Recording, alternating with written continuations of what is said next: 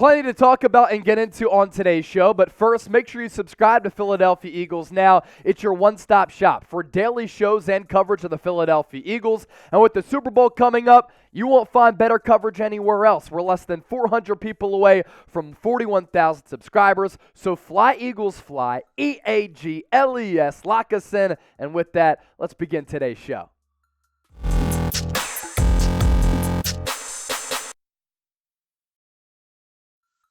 All right, here we go. This is Philadelphia Eagles Now. I'm Chase Sr. Today's show is presented by Roan. I'm wearing their commuter shirt right now, and their commuter collection is absolutely awesome. And for the Eagles Now family, they have you hooked up with the phenomenal deal. 20% off your order if you use the code CHATSPORTS at roan.com/chatsports. We'll tell you more about them coming up here later on today's episode. But we begin with this. Some Philadelphia Eagles news coming down this morning. Eagles offensive lineman Josh Sills has been indicted on rape and kidnapping charges in Ohio from an incident coming back all the way in 2019. Obviously, this is really serious news with the Eagles preparing to play in Super Bowl 57 in 2 Sundays against the Kansas City Chiefs. Both of these charges against Sills are first-degree felonies. The indictment stems from an incident in December of 2019. Sills allegedly, according to officers and the report, engaged in sexual activity and held a victim against her will. Now, we're not talking about an Eagles starting offensive lineman. This is a guy who was an undrafted free agent, played in 5 special team snaps this year for Philadelphia, but a serious issue, no doubt, and it's one that the Eagles are taking seriously as well, and the National Football League. The Eagles' statement on Josh Sills reads as such: the organization is aware of the legal matter involving Josh Sills. We have been in communication with the league office and are in the process of gathering more information. We have no further comment at this time. Now, as of right now, Sills has been placed on the commissioner's exempt list. He is not going to be able to participate in any practices or any of the lead up to the big game on Super Bowl Sunday, and his NFL career might be in doubt depending on what happens. Obviously not a well-known player for Philadelphia, signed as a UDFA after the 2022 NFL Draft. He was one of a couple of players as UDFAs to crack that 53-man roster, played his college ball at West Virginia as well as Oklahoma State, and played in that one aforementioned game this year against the Arizona Cardinals on the road, all 5 of those snaps on special teams. So that's the latest on Josh Sills. Of course, we'll continue to keep you updated on that front. As for what else we're getting into on today's show, some Philadelphia Eagles free agency rumors. There's not really a lot going on right now on the news front with the Birds in terms of their Super Bowl preparation. They didn't practice today at the NovaCare complex, but as things start to get ratcheted up for the Eagles in terms of that game against Kansas City, our coverage will certainly expand on that front. But the Eagles offseason is going to be here before we know it, and 7 Eagles free agents made ESPN's top 50 free agents, and this is an organization that has a lot of question marks in terms of which players are going to re-sign, which players are going to walk in NFL free agency this offseason, and there's a lot of good ones on this list, and it's going to be interesting to see which deals Howie Roseman can figure out, which players are going to get the bag elsewhere, but those 7 players named on that top 50 free agents list for ESPN heading into the offseason. A lot of notable guys here. Javon Hargrave, defensive tackle, checking in on that list at number 3. James Bradberry at 13. CJ Gardner-Johnson flanking him at number 14. Isaac Seumalo, the unsung hero along this Eagles offensive line, at 35. TJ Edwards not far in the distance at 37. Brandon Graham at 39. And Miles Sanders at number 43. So really the big looming question here for Philadelphia: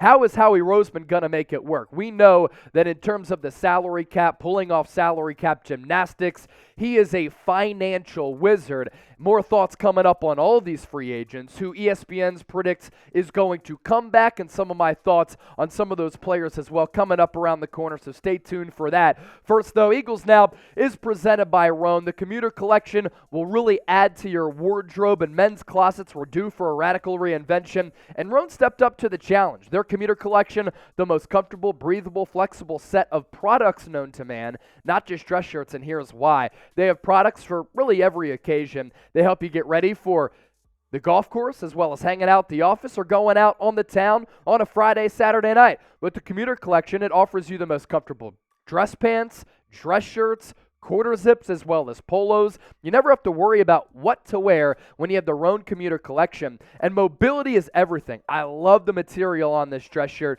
Their comfortable four-way stretch fabric provides breathability and flexibility that leaves you free to enjoy whatever life throws your way, from your commute to work to 18 holes of golf.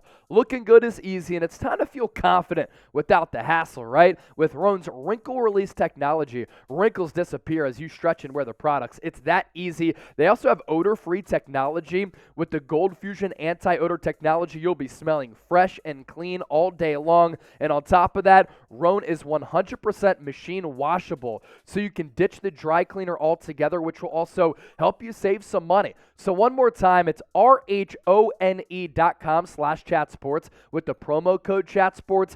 Make sure you get hooked up. 20% off your entire order. I've been wearing their dress shirts for a really long time.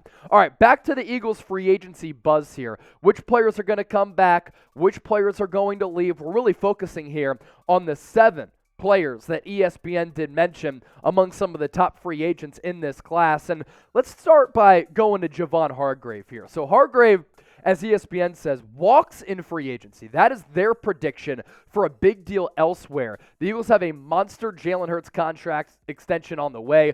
Money has to be saved somewhere. Young defensive tackles like Jordan Davis and Milton Williams are in a position to step up into larger roles in 2023 too.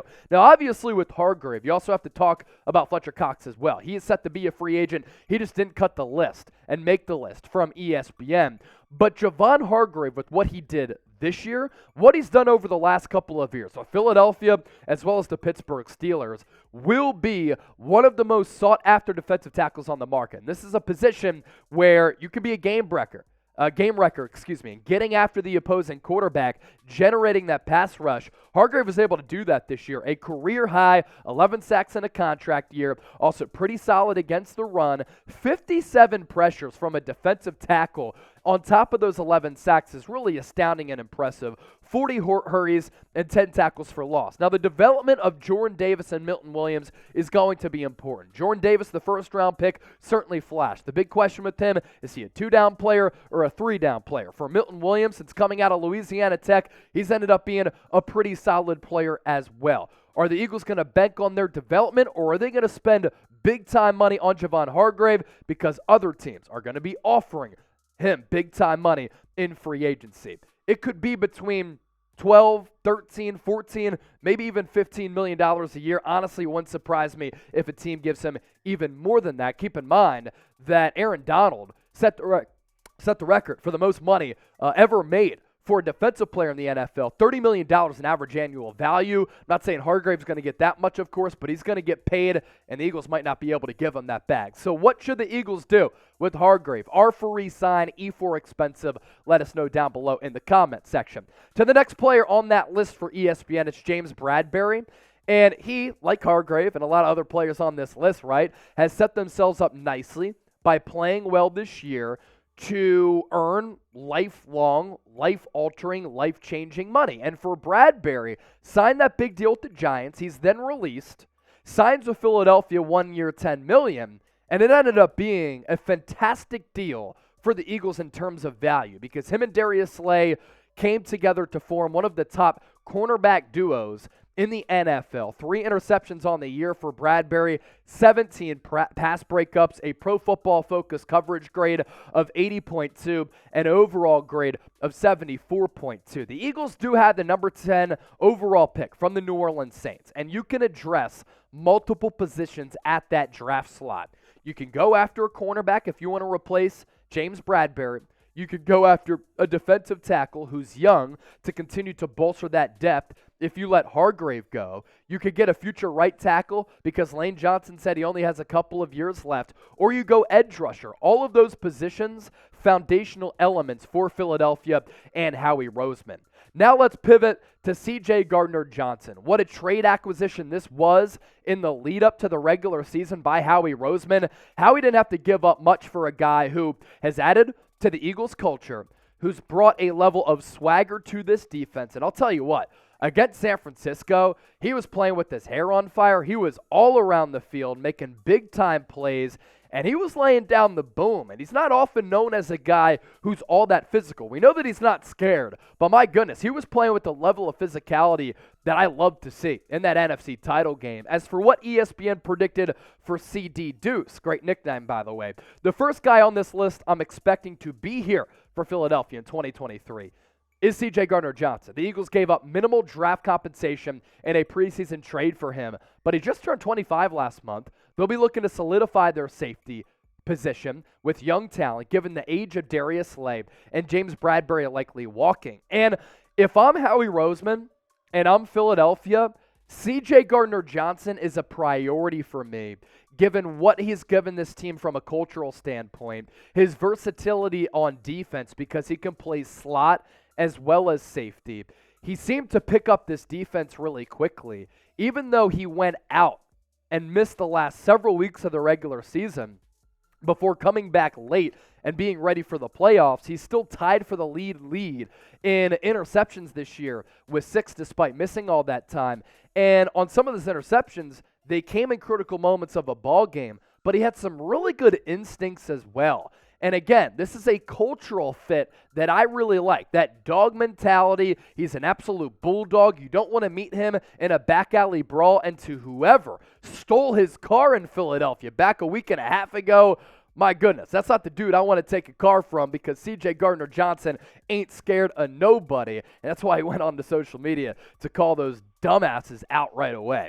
So CJ Gardner-Johnson, he's a free agent that I would like to bring back if I'm Howie. I think he's a critical element of this defense. Interested to see how much he gets on the open market. Which free agents, though, do you think the Eagles need to sign? Drop us a name or names down below. Other free agent predictions from ESPN on some of the remaining players on that list. Isaac Seumalo, they think he leaves for more money. I could understand and see that.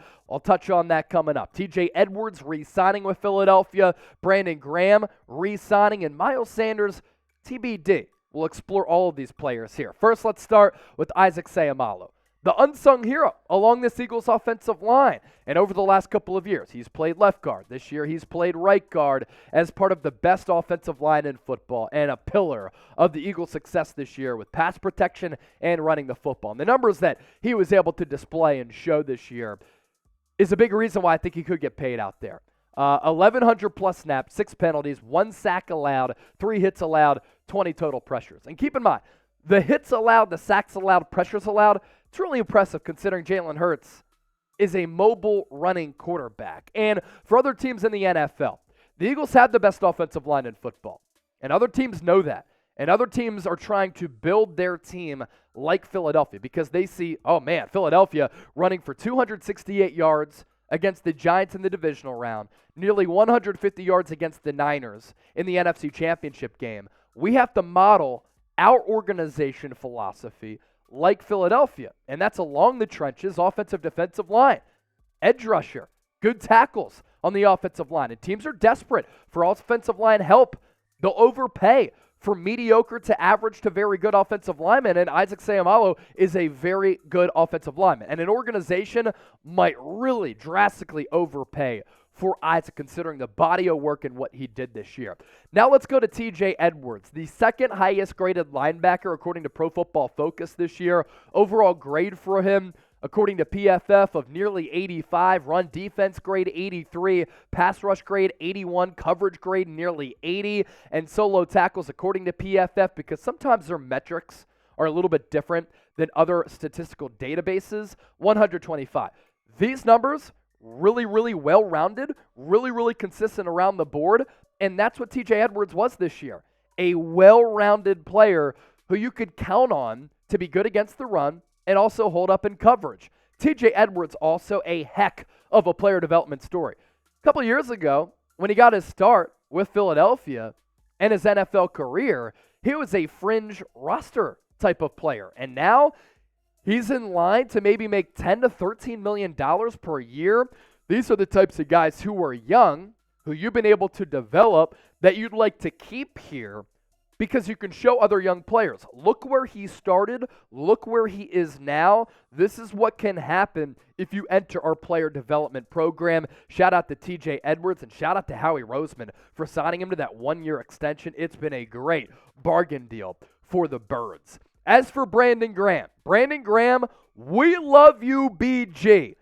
And if he were to leave, I think that would be catastrophic for this organization. Brandon Graham in another uniform would be like when Brian Dawkins left and we saw him wearing that Broncos orange. It just wouldn't sit right with me for Brandon Graham to not be on this football team. And Brandon Graham went on to have the best statistical year of his NFL career. A career-high 11 sacks, coming off a torn Achilles, a career-long leader for this franchise. He's ended up being the better pick as compared to Earl Thomas, the biggest play in Eagles franchise history with the strip sack on Tom Brady. And this year, he was all over the opposing quarterback and has been instrumental for the success of this Eagles defense over the last several years, but also this year as well. So I hope that him and the Eagles understand that it's in the best interest of BG and Philadelphia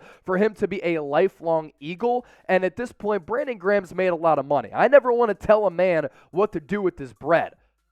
But can you just do the right thing, Howie Roseman and BG, and come to a contract that is well compensated for both the organization as well as this franchise icon? Because I don't want to see BG leave. And if he just had a career-high 11 sacks, he said he wants to continue playing. Let him continue playing at a position of massive importance. Lastly, let's get to Miles Sanders here. He has said, and we talked about it last week or the week before that he wants to come back. But we know how the Eagles value running backs. And what's interesting here is that in the NFL playoffs, Kenneth Gainwell's actually been the better running back as compared to Miles Sanders. And he's played well. Among all backs in the NFL playoffs, Gainwell is up there with touches, in yards per carry, as well as overall rushing yards. And there are going to be plenty of really good running backs in the draft for a lot cheaper than Miles Sanders. He's in the market to make $10+ million, and I'm not sure that I'm willing to pay a running back $10 million. So in the NFL draft, if you can find guys second, third round, even day 3, who are a fraction of the cost of Miles Sanders and behind this Eagles offensive line in this scheme can be really, really good players, then maybe it's a smart financial decision to let him go, even though he's coming off a career year, surpassing 1,000 rushing yards for the first time in his career. And then you get a cheaper guy, and you still have Kenneth Gainwell under contract, who is really turning some heads right now with this playoff performance. If you're still rocking with us and you made it to the end of today's show, I want you to type real one. Go Birds. We appreciate all of you for watching. Like I said, our Super Bowl coverage going to continue to be absolutely fantastic. It's youtube.com/Eagles now. Simply hit that subscribe button. Fly Eagles fly. And as always, we appreciate your support of the show.